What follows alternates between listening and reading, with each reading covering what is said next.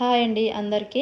ఈరోజు అందరికి ఎంతో ఇష్టమైన నోరూరించే వెజ్ పలావ్ సింపుల్‌గా, టేస్టీగా ఎలా ప్రిపేర్ చేసుకోవాలో చూసేద్దాం. ఈ వెజ్ పలావ్ ఆలు కుర్మాలోకి తింటే మాత్రం పర్ఫెక్ట్ కాంబినేషన్ అండి. టేస్ట్ అనేది చాలా బాగుంటుంది. సింపుల్‌గా ఎలా ప్రిపేర్ చేసుకోవాలో చూసేద్దాం. టేస్ట్ చాలా బాగుంటుంది. ఈ ప్రాసెస్‌లో చేయండి. ముందుగా స్టవ్ పైన ఒక గిన్నె పెట్టుకొని సరిపడా ఆయిల్ అయితే వేసుకోవాలి.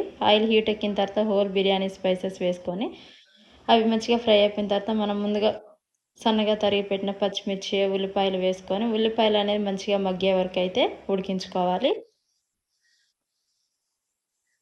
ఉల్లిపాయలు అనేవి ఇలా ఉడికిపోయిన తర్వాత మనం ముందుగా నూరి పెట్టుకున్న అల్లం వెల్లుల్లి పేస్ట్ వేసుకొని అల్లం మొత్తం పచ్చివాసన పోయే వరకు అయితే ఫ్రై చేసుకోవాలి.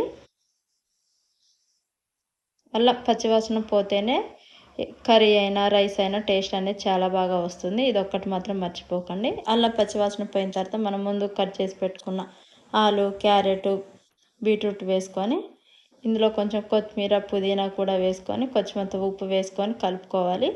ఉప్పు వీటితో పాటు వేయటం వల్ల కూరగాయ ముక్కలు అనేది త్వరగా ఉడికిపోతుంది. ఈ చిన్న ట్రిక్ అయితే అస్సలు మర్చిపోవద్దండి. హై ఫ్లేమ్లో పెట్టి 2 నిమిషాలు అయితే బాగా ఉడికించుకోవాలి.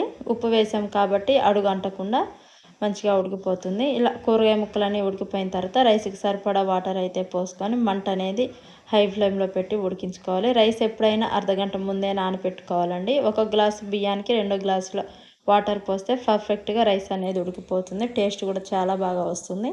ఇప్పుడు వాటర్ మరుగుతున్నప్పుడు మనం ముందుగా కడిగి పెట్టుకున్న బాస్మతి రైస్ వేసేసుకొని కలుపుకొని మూత పెట్టి అయితే ఉడికించుకోవాలి.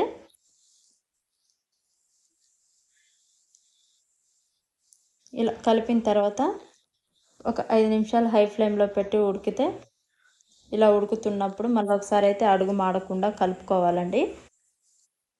ఇలా మొత్తం కలిపిన తర్వాత మనం ఇప్పుడు మూత పెట్టి అయితే 5 నిమిషాలు మీడియం ఫ్లేమ్లో పెట్టి అయితే ఉడికించుకోవాలండి. అంతే.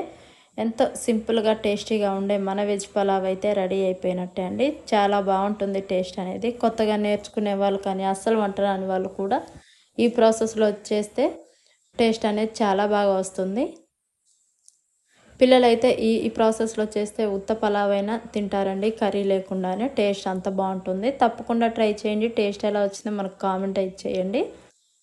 అలాగే వీడియో నచ్చితే లైక్ చేయండి. అలాగే మా ఛానల్ అయితే సబ్స్క్రైబ్ చేయండి. ప్లీజ్ లైక్ చేయండి, షేర్ చేయండి.